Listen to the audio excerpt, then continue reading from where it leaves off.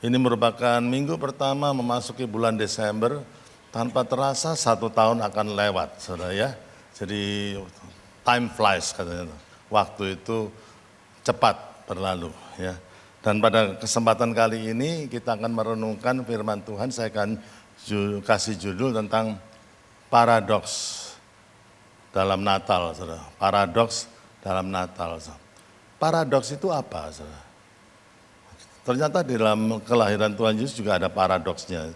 Paradoks itu satu hal yang tampaknya berlawanan dan bertentangan, tapi sebenarnya benar. Itu paradoks. Kelihatannya bertentangan, tapi benar, saudara. Paradoks itu, saudara.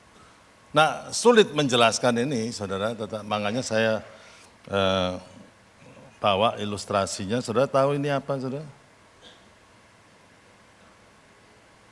Cabai, betul nggak ya? Ini cabai.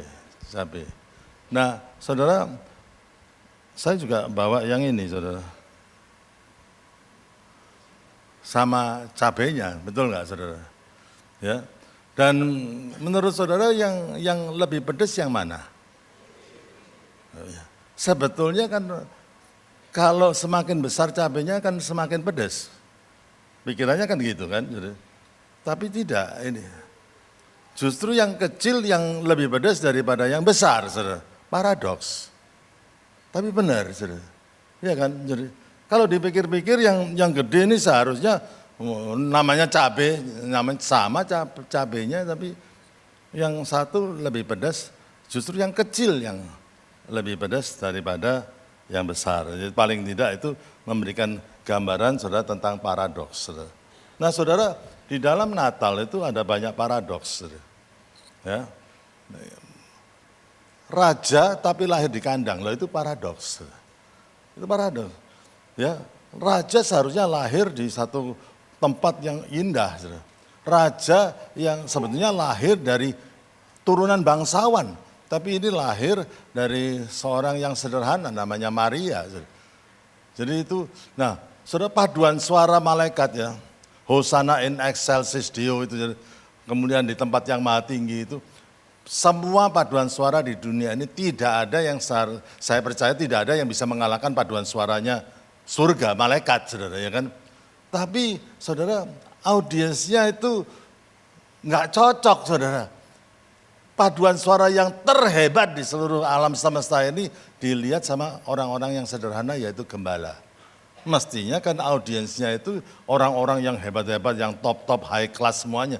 Itu yang bisa meresponi tentang betapa luar biasanya paduan suara itu. Saudara, banyak paradoks. Saudara.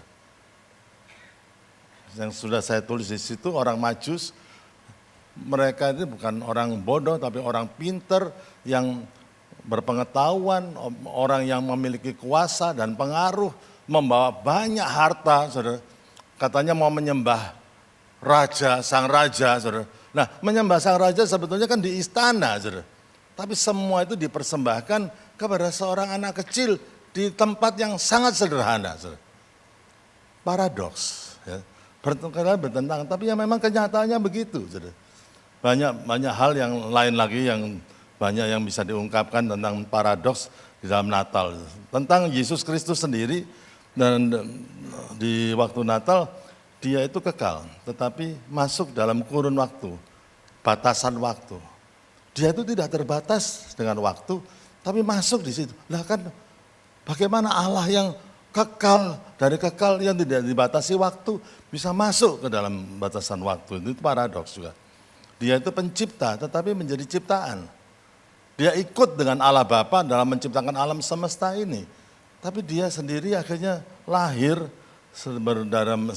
seperti bayi, dan dia yang memberikan kehidupan, memberikan nafas kehidupan kepada manusia. Sekarang dia seperti bayi yang rapuh juga. Banyak paradoks. Nah, saudara, kenapa ada paradoks? Karena apa yang dilihat Tuhan beda dengan apa yang dilihat manusia. Ya kan, jadi itu cara berpikir Tuhan itu berbeda dengan cara berpikir manusia. Apa yang dunia kagumi belum tentu Tuhan kagumi. Apa yang dunia senangi belum tentu itu juga Tuhan senangi juga. Beda cara berpikirnya. Jadi dalam kekristenan ini istilahnya don't judge the book by its cover. Jangan menilai buku itu dari covernya saja, tapi isinya juga.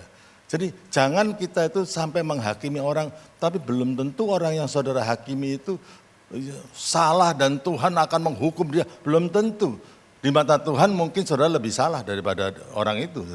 Ada banyak kesalahan. Belum tentu semuanya.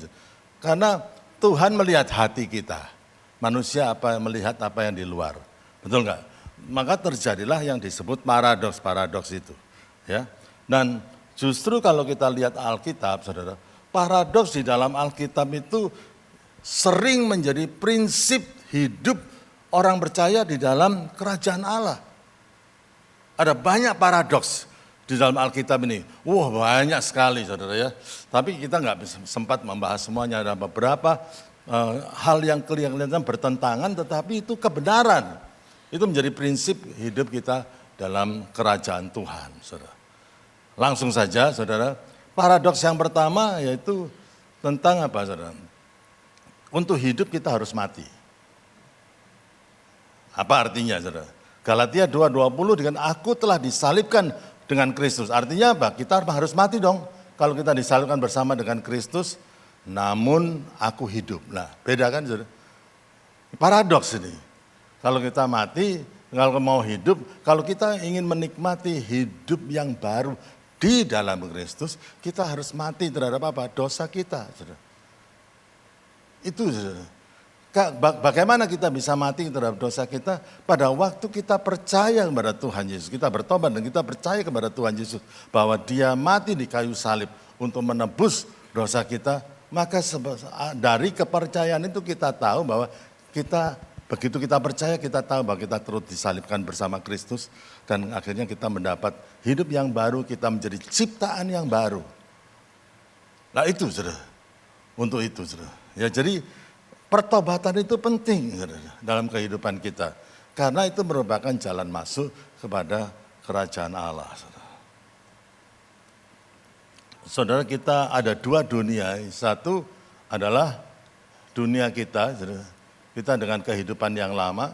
Tapi ada dunia yang lain yaitu dunia itu yang disebut kerajaan Allah. Ini di mana Allah ada. Nah dua dunia ini saling bertentangan satu dengan yang lain. Setiap orang punya dunianya sendiri, pemikirannya sendiri, apa yang saudara anggap benar sendiri, dan lain sebagainya. Di sini semuanya itu. Tetapi saudara, Tuhan ingin kita itu masuk ke dalam kerajaan Allah. Tuhan ingin masuk kepada dunianya, saudara. Dan cara satu-satunya untuk masuk dalam kerajaan Allah, tidak ada cara lain. Kecuali apa, saudara? Pertobatan. Kita tidak bisa masuk ke dalam kerajaan Allah dengan perbuatan baik kita. Kita tidak bisa masuk dalam kerajaan Allah dengan nama hebat, kesuksesan kita, dan lain sebagainya. All that human effort, semua usaha manusia tidak bisa membawa kita ke dalam masuk ke dalam kerajaan Allah. Only one way, satu aja, yaitu tentang pertobatan. Ini adalah dasar daripada iman Kristen. Pada waktu kita bertobat, saudara, kita bukan hanya menjadi ciptaan baru, kita dibawa masuk dalam kerajaan Allah. Dunia yang jauh lebih besar daripada dunia diri kita sendiri yang kita hidupi, saudara. Dan disinilah anything can happen. Segala sesuatu bisa terjadi. Disinilah Tuhan mengatakan apa yang tidak mungkin bagi manusia, mungkin bagi Tuhan. Disinilah tidak ada hal yang mustahil bagi orang yang percaya. Ada hal-hal yang luar biasa bisa terjadi yang tidak bisa kita pikirkan. Bisa terjadi di sini. Saudara. Tuhan itu bukan hanya membawa kita ke surga pada waktu kita mati saja. Tetapi Tuhan ingin kita menikmati fasilitas dari kerajaannya. Sehingga kehidupan kita menjadi kehidupan yang luar biasa.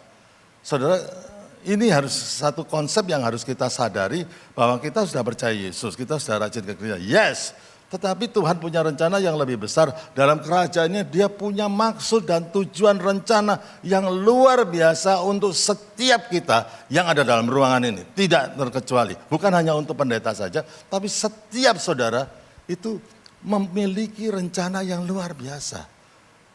Wow. Dan kalau saudara menyadari betapa luar biasanya Tuhan dalam kehidupan kita, saudara, dan membuka diri kepada apa yang Tuhan sudah siapkan untuk kita, maka perkara-perkara yang tidak terduga itu bisa terjadi di dalam kehidupan kita. Itu yang Tuhan inginkan. Tapi tetap saudara, pintunya ini adalah satu pertobatan, saudara. Saya tidak pernah mikir saya jadi pendeta kok, saudara. Ya. Kalau saudara, orang tanya, awalnya gimana sih kok Pak Andreas itu mau jadi pendeta, saudara? Saya trace back dan lain sebagainya, nggak tahu akarnya di mana. Tapi ada satu momen di mana saya bertobat. Saya mengakui dosa saya. Saya merasa adalah orang yang paling hina, paling banyak dosanya. Dan saya betul-betul minta ampun sama Tuhan untuk dosa-dosa saya.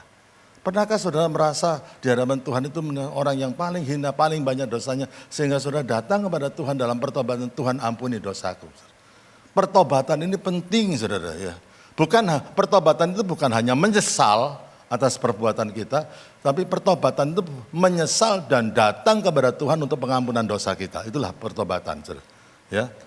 Ada pepatah yang mengatakan di surga banyak orang yang bertobat, di neraka banyak orang yang menyesal, tapi nggak bertobat. Saudara. Itu saudara. Jadi pertobatan, jangan pernah saudara kita jauhkan kata pertobatan dalam diri kita. Pertama memang untuk keselamatan dan kita menjadi ciptaan baru. Tapi secara manusia selama kita hidup dalam daging ini kita berbuat salah. Saudara. Kita berbuat salah dan kita perlu bertobat. Dan dengan pertobatan Tuhan menyucikan kita dari segala kejahatan. Kita disucikan kembali, diperbarui kembali. Sehingga pada waktu kita bertobat dan kita bisa menikmati seluruh apa yang Tuhan janjikan dalam kerajaannya. Kita harus tahu bahwa pada waktu kita masuk dalam kerajaan Allah, semua support dari kerajaan itu kita seakan-akan berhak untuk menerimanya. Amin, saudara. Ya ini yang harus kita sadari dalam kehidupan kita, saudara. Jadi, saudara, pertobatan ini membawa satu kehidupan yang luar biasa sebetulnya dalam kehidupan kita. Saya ingin menunjukkan ada seorang yang saya kira tidak asing bagi saudara. Saudara tahu siapa ini? Kolonel Sanders ini siapa kira-kira saudara? KFC. Ya, langsung lapar saudara kalau dengar KFC ya. Nah saya tahu ceritanya saudara. Saya tahu ceritanya. Tapi saya baru tahu ada satu kejadian yang luar biasa. Memang dia ini hidupnya gagal dalam bisnis dan pernah mengalami depresi. Kenapa saudara? Dia hidup dalam satu kota kecil namanya Kentucky. Ya makanya ada Kentucky Fried Chicken. Kentucky. Dia punya depot, dia jual ayam. Ayamnya apa? Enak, saudara. Tapi, saudara, satu kali pemerintah membangun jalan tol yang akhirnya itu kalau orang mau keluar kota tidak mampir ke kota Kentucky, saudara. Ya jelas, saudara. Akhirnya tidak banyak orang yang beli Kentucky. Seperti kalau di sini itu OT-OT porong. Ayo, siapa yang suka ya OT-OT porong, ya kan? Setelah ada jalan tol, saya pun lebih jarang keluar dari tol, mampir porong, beli OT-OT dan kemudian enggak, karena saya ingin lebih cepat sampai kepada tujuan, saudara. Nah begitu ada jalan tol, saudara, kita enggak beli OT-OT lagi, saudara. Untung, alhamdulillah, saudara. Kita dapatkan OT-OT di mana ya, di mall ada, gitu, saudara. Ya, jadi ya, itu ada, saudara. Dia harus cepat-cepat buka di tempat lain supaya OT-OT yang terkenal itu bisa cepat gampang didapatkan, saudara. Itu juga dengan Kolonel Sanders ini. Dia akhirnya harus berusaha. Ayamnya enak, saudara. Resepnya ada, dia jual resepnya, dia sekali, dua kali dan lain sebagainya. Dan tidak laku. Saudara, Berapa kali sudah? 50 kali sudah. Dia coba sudah 1000 kali sudah. Tidak ada hasil. Makanya dia frustrasi dan depresi sudah. Nah, saudara, ini yang saya baru tahu bahwa pada waktu umur 65, dia bertobat dan menyerahkan hidupnya kepada Tuhan. Nah, ini ya. Dia masuk dalam pertobatan dan seperti yang diagram tadi, orang yang bertobat masuk di dalam kerajaan Allah. Dan anything can happen. Segala sesuatu bisa terjadi kalau kita masuk dalam kerajaan Allah itu. Saudara. Dan akhirnya pada waktu dia bertobat, pada waktu usianya yang sudah tua, dia akhirnya bertemu dengan seseorang dan akhirnya orang itu setuju untuk melebarkan gerainya dan kemudian membuat network dan lain sebagainya. Lahirlah Kentucky Fried Chicken. Apalagi kalau dimakan hangat-hangat, oh enak sekali. Saya ingin menciptakan roh kelaparan di sini. Ya toh, jadi Kentucky Fried Chicken. Pastor Gunawan Iskandar itu begitu senangnya Kentucky, ayam Kentucky itu, sampai setiap dia pergi ke negara mana, yang pertama kali dicoba Kentucky-nya. Gitu, saudara. Jadi ya itu dia itu, ya, saya kasih tahu bocorannya. Ya, dan akhirnya, saudara, dia membuka gerai di mana-mana di seluruh dunia, dan akhirnya dia menjadi seorang penginjil dan mendukung misi Kristen. Luar biasa, satu kehidupan yang luar biasa, saudara. Dan quotes atau kata-kata yang paling terkenal dalam Kolonel Sanders ini dikutip di Google ada, saudara. Dia apa yang dia katakan, saudara? Ya, dia katakan, it was only after I gave my life to God that He began to truly bless me. Pada waktu dia bertobat, memberikan hidupnya kepada Tuhan, masuk dalam kerajaan Allah, support dan janji Tuhan dalam kerajaannya itu, mendukung dia, maka pada waktu itulah anything can happen. Segala sesuatu bisa terjadi dalam kehidupan kita. Dan setiap kita harus yakin akan hal ini. Satu, ini bukankah ini paradoks, saudara? Kalau mau hidup justru kita bertobat dulu, saudara, ya. Yang kedua, saudara. Yang kedua, yaitu paradoks yang kedua, ya, ketika kita lemah justru kita kuat. Aneh kan, saudara? 2 Korintus 12 ayat 10, sebab jika aku lemah, maka aku kuat. Saudara. Dalam ayat yang lain dikatakan, let the weak say I am strong. Biar yang lemah berkata, aku ini pahlawan. Loh kok bisa, saudara? Kok bisa begitu, saudara? Ya, jadi saya sudah sering memberikan ilustrasi loh, ya toh orang yang sudah saya siapkan kok enggak ada ini, saudara, ya. Ya, ini siapa yang mengambil kursi ini? Pasti orang yang enggak mengerti. Bentar saya ambil kursinya lagi ya, saudara.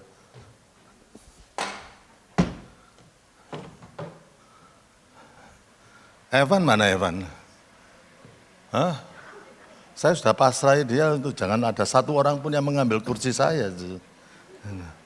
Mana Evan? Ya, saudara, kursi ini ya ada kekuatannya, bisa menampung kadang itu kita duduk. Tetapi kalau misalkan saya geser, sebetulnya kursi tidak terlalu kuat. Ya, ini digeser dia bisa mundur ke belakang. Ya, dalam ilmu fisika ada aksi, kita kasih aksi, kita dorong, dia tidak langsung mundur. Dia punya kekuatan juga, ada aksi, ada reaksi, kan gitu, saudara. Ya, ada aksi, ada reaksi. Tapi kalau aksinya itu daya yang menekan dia lebih besar daripada kekuatan ini, dia akan mundur, geser, saudara. Ya kan, dia akan geser.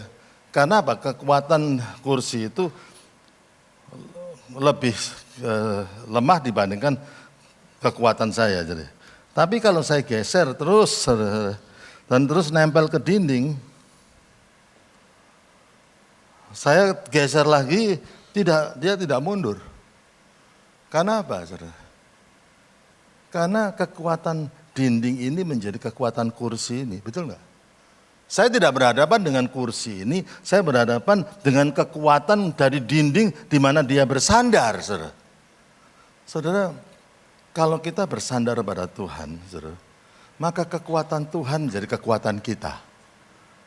Kalau kita berserah kepada Tuhan, maka kekuatan Tuhan yang menguatkan kita. Pada waktu kita merasa lemah dan kita berserah kepada Tuhan, saudara, maka kekuatan yang daripada Tuhan itu akan muncul. Nah ini satu paradoks ya. Orang yang mengakui kelemahannya, justru orang itu akan dikasih kekuatan sama Tuhan. Orang yang mengakui kesedihannya, justru orang itu akan dihibur oleh Tuhan. Orang yang mengakui kebodohannya, justru orang itu yang akan dikasih hikmat sama Tuhan. Kalau orang itu merasa pintar dan keminter, waduh saudara, bagaimana hikmat Tuhan bisa masuk ke dalam diri orang itu? Justru kita ini pada waktu kita merasa lemah, kekuatan dari Tuhan itu akan masuk dalam kehidupan kita, saudara. Jadi saudara, ketika kita lemah, saudara, apa yang terjadi? Ego kita luluh. Kita tahu bahwa kita mundur terus kena tekanan-tekanan dalam dunia ini. Ya, kita tidak bisa menyombongkan apa-apa, kesombongan kita roboh. Tetapi saudara, ketergantungan kita kepada Tuhan naik. Sehingga kita bisa berserah kepada Tuhan. Dan pada waktu kita berserah kepada Tuhan, pintu dari kuasa Allah itu terbuka lebar dan menguatkan kita. Saudara. Makanya kita disebut, let the weak say I am strong. Biarlah yang lemah, yang bisa mengatakan aku ini tidak ada apa-apanya tanpa Tuhan, maka aku bergantung kepada Tuhan, maka disitulah kita akan kuat, menjadi super kuat. Saudara. Kalau saudara merasa dirimu kuat dalam keadaan zaman seperti ini, saudara hati-hati, saudara. Saudara bisa gila sewaktu-waktu. Saudara, waktu saya di sekolah Alkitab itu pelajaran stress and depression, saudara. Hari pertama, kuliah pertama, dan dia mengatakan, guru saya mengatakan gini, kamu ya pendeta-pendeta ya yang mau lulus ya, saudara. Ingat loh ya, kalian semua itu bisa gendeng sewaktu-waktu. Digituin loh saudara. Ya, padahal pendeta loh saudara. Dia bisa gila sewaktu-waktu. Dan kamu harus ngomong sama jemaatmu, semua jemaat itu bisa gila sewaktu-waktu. Dia ngomong gitu, wah ngomong apa ini? Tapi betul saudara. Kalau kita tidak mengandalkan Tuhan, ya, tidak mengandalkan, kita bisa kolaps sewaktu-waktu. Saya kuliah di teknik sipil, saudara, ya, seperti Pak Sugi yang tahu, saudara, baja, saudara, kalau dibebani terus-menerus, ada yang disebut titik fatigue, ya, titik lelah, gitu. Bukan hanya titik lelah, dibebani terus, ada yang disebut titik leleh, saudara. Baja itu bisa patah, getas, padahal baja, saudara. Saudara, sekuat-kuatnya kita tanpa Tuhan, saudara. Jangan harap kita bisa bertahan di zaman yang sulit ini. Amin, saudara. Kita belajarlah Tuhan. Kita tahu bahwa di luar Dia kita tidak bisa melakukan apa-apa. Dan kita harus akui kelemahan kita, keterbatasan kita. Dan pada waktu kita mengakui keterbatasan kita, ego kita hancur, kesombongan kita roboh. Dan terbukalah kesempatan untuk kuasa Allah itu masuk dan menguatkan hati kita dari dalam kita. Itu, let the weak say. Paradoks yang ketiga, saudara, yaitu memberi lebih membahagiakan daripada menerima. Kisah ayatnya ada jelas, Kisah Rasul 20 ayat 35 dikatakan, adalah terlebih berbahagia memberi daripada menerima. Saudara. Itu, saudara. Jadi ini paradoks. Kalau memberikan barang kita berkurang, saudara ya. Tetapi kalau menerima barang kita bertambah banyak, mestinya kan lebih senang kalau barang bertambah banyak. Tidak itu. Dalam prinsip kerajaan Allah, kita memberi lebih berbahagia daripada menerima. Tidak mungkin kita bisa dipakai menjadi berkat Tuhan kalau kita tidak tahu the secret of giving. Saudara, jadi saya punya kebiasaan gini, saudara. Siapa tahu bahwa pendeta itu banyak stresnya, saudara? Saudara percaya kalau saya banyak stres, saudara? Ya, saudara. Tapi pendeta itu susahnya kalau stres itu ngomong sama siapa gitu. Betul nggak, saudara? Ya, jadi enggak banyak orang yang ngerti bahwa pendeta stres. Rasanya heavy gitu. Dan satu kali saya very happy. Terus waktu itu akhirnya saya gunakan waktu yang depresi itu untuk berdoa untuk semua anak-anak daripada staf kantor itu. Saya doakan satu persatu. Mulai dari anak saya, itu kemudian anaknya Yose, ya, dan anaknya semua anaknya Agus Lianto, semua saya doakan satu persatu. It takes a little bit time, ya, cukup waktu ya untuk berdoa yang seperti itu. Terus I give my time untuk to pray for other people. Aku memberikan waktuku ini untuk mendoakan anak-anak itu, saudara. Saudara, setelah saya mendoakan semuanya itu, saya kaget betapa leganya hati ini, ya, tekanan yang tadi yang menekan itu, saudara, itu bisa lepas dan luar biasa, saudara. Dan akhirnya saya setiap kali tertekan, ya saudara, ya ada orang, kok Anda pernah sedih ya?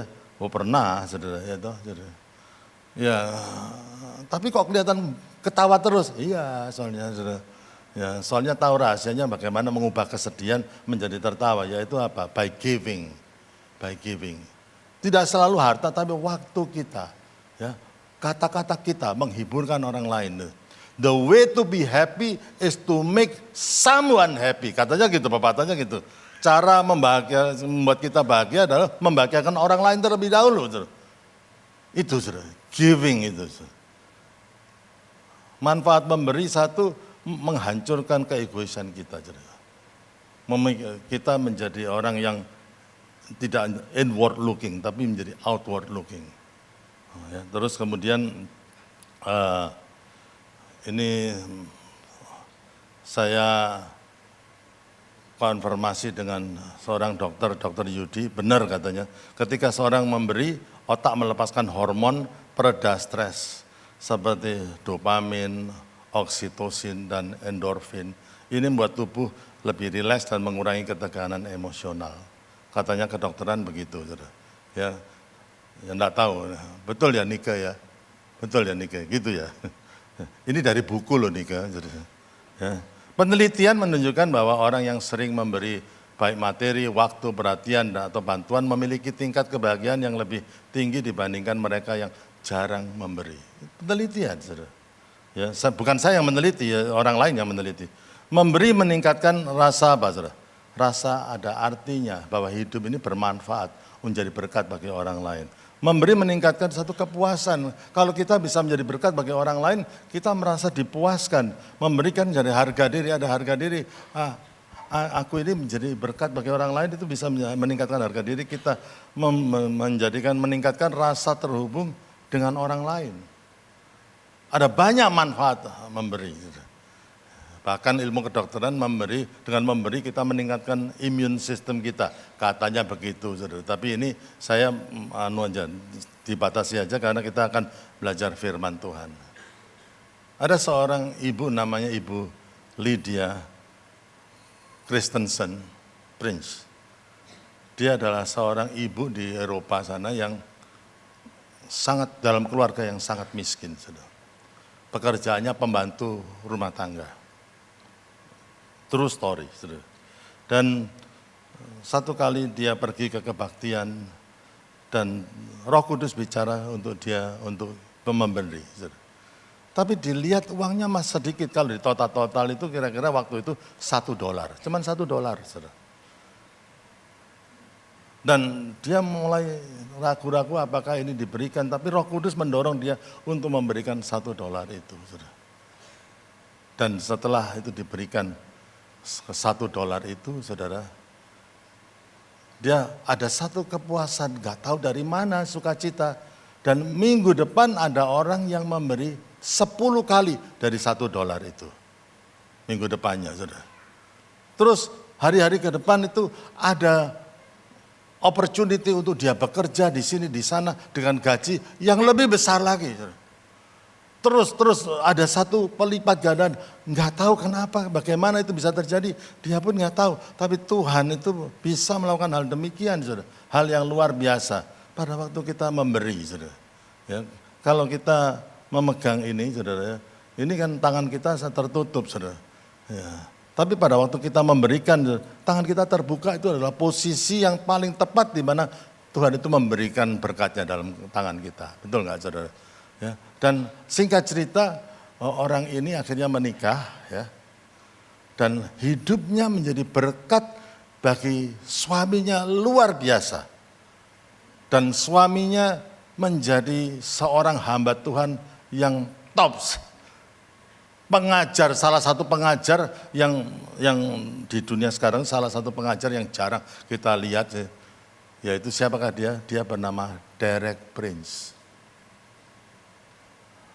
Derek Prince adalah seorang pengajar Kristen, hamba Tuhan yang luar biasa, yang Pak Yeremia sendiri yang merintis gereja ini, dia senang dengan pengajarannya Derek Prince. Bahkan pada waktu kita memulai gereja ini, seluruh pelajaran-pelajaran dasar kekristenannya itu dulu kita ambil, kita belajar dari bukunya Derek Prince ini, saudara. Waktu itu memang sudah tua Derek Prince, ya, dan kemudian akhirnya Derek Prince pada waktu Pak Yeremia meninggal, Derek Prince sendiri pernah khotbah di gereja ini, saudara. Luar biasa, saudara. Inilah keluarga dari Derek Prince, anaknya 8, saudara, ya. Menikah dengan Derek Prince, Lydia Kristen Prince, tapi dia sudah meninggal tahun 75, sudah beberapa tahun yang lalu, saudara. Satu spirit, satu giving itu spirit, saudara. Pada waktu kita dan saudara, kalau kita dikuasai oleh spirit of giving, kita itu menjadi saluran, saudara. Dan realita mengatakan sungai yang arusnya itu mengalir terus, sungai itu lebih jernih daripada sungai itu kalau alirannya mandek, saudara. Itu, jadi lebih jernih, lebih tidak banyak penyakitnya, lebih menyehatkan dan lain sebagainya kalau airnya mengalir. Dan pada waktu kita become a blessing, the channel of God bless us to become that we can be a blessing to others. Pada waktu kita menjadi saluran berkat bagi orang lain, itu kesegaran rohani, kesehatan rohani kita akan menjadi lebih daripada waktu kalau kita keep for ourselves. Semua berkat Tuhan kita keep untuk diri kita sendiri. Paradoks yang keempat, saudara. Untuk menjadi besar harus menjadi pelayan. Ya, jadi ada banyak paradoks itu. Yang terdahulu menjadi terkemudian, yang terkemudian jadi terdahulu. Itu paradoks, saudara. Matius 20 ayat 26, 27. Barang siapa ingin menjadi besar di antara kamu, hendaklah ia menjadi pelayanmu. Dan barang siapa ingin terkemuka di antara kamu, hendaklah ia menjadi hambamu. Saudara, Tuhan tidak menentang kalau orang itu ingin jadi orang hebat, orang besar. Tidak menentang, saudara. Tapi dia kasih prinsipnya, the way to the top is down. Itu, saudara. Barang siapa ingin menjadi besar di antara kamu, hendaklah ia menjadi pelayanmu. Saya mau cerita, ini banyak cerita ya pagi ini. Ya. Ada seorang hamba Tuhan yang bernama A.R. Bernard. Dia mengembalakan Gereja Christian Culture Center di Brooklyn, New York. Saudara tahu siapa dia ini? Saudara? Dia adalah pembicara tetapnya gereja GBCC di Jakarta. Bahkan saya bisa mengatakan bahwa dia ini mentornya pendeta Jeffrey Rahmat. Saudara. Kalau gaya khotbahnya hampir sama. Saudara. Orangnya itu sangat berhikmat. Saudara. Khotbahnya, saya pernah mendengarkan dia berkhotbah, luar biasa. Khotbahnya praktis, nggak filosofis, bulat, sangat praktis sekali, saudara. Khotbahnya sekali, mudah. Dan dia ini adalah konsultan penasehat wali kota New York. Pendeta, saudara. Karena dia terkenal dengan hikmatnya. Jemaatnya nggak banyak, 40.000, saudara. Ya, 32.000 yang jadi committed members, 8.000-nya masih belum jelas, tapi banyak orang yang Kamenku, tapi yang terregister itu 32.000-an kira-kira. Dan sangat dekat dengan Pak Jerry Rahmat. Sekarang dia diganti oleh anaknya yang bernama Pastor Jamal Bernard. Dan itu terjadi belum lama, yaitu terjadi tanggal 19 September yang lalu. Tahun 2025 itu perpindahan antara dari A.R. Bernard kepada Jamal Bernard. Barusan terjadi. Tapi yang menarik ini bagaimana pendeta A.R. Bernard itu menyiapkan anaknya untuk menggantikan menjadi senior pastor di gereja itu. Saudara, bagaimana saudara? Dan seharusnya, kalau saudara tahu Alma Rivera yang song leader yang nyanyi itu, dia pernah berjemaat di gereja A.R. Bernard, dinaungi sama A.R. Bernard ini saudara, di gereja itu saudara.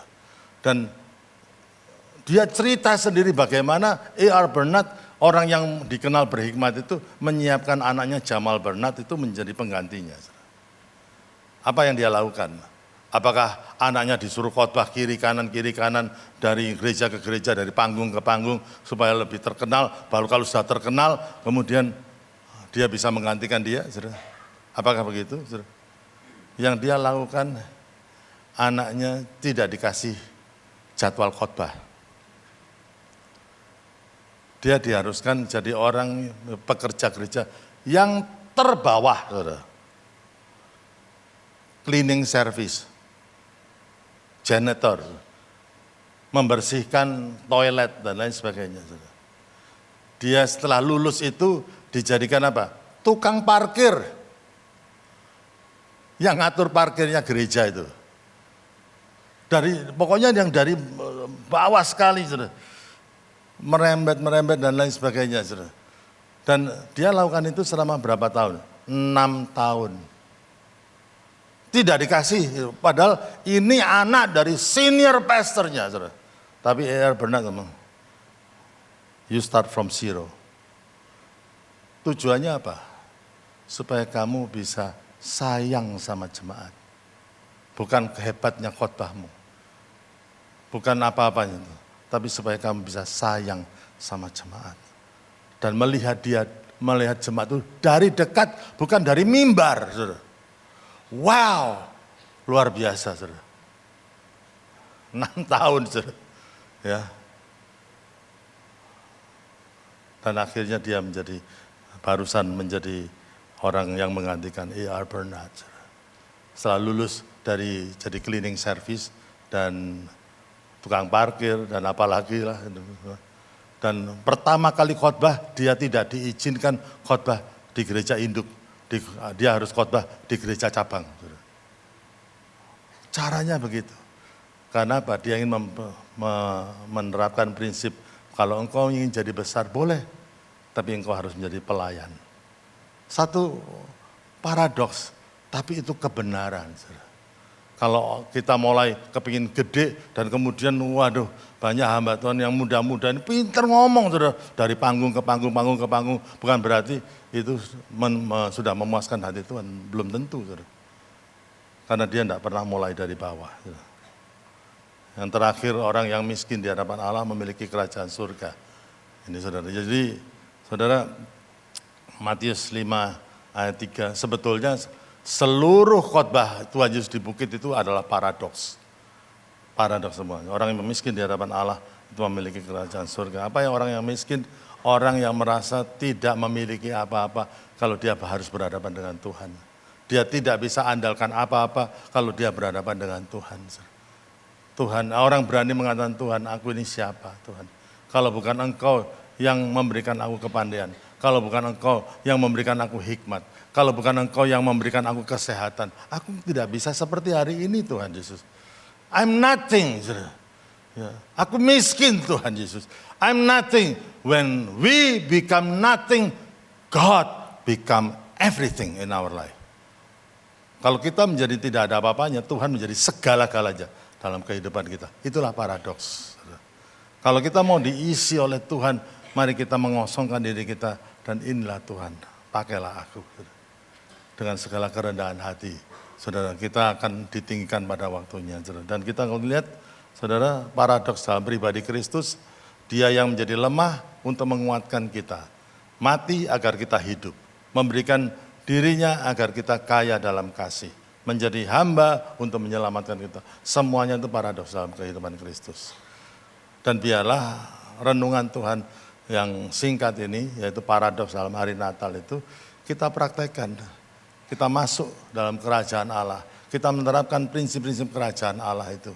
Dan akibatnya kita akan mengalami satu kehidupan yang luar biasa, pemakaian Tuhan yang luar biasa, berkat Tuhan yang luar biasa, saudara, dan nama Tuhan dipermuliakan.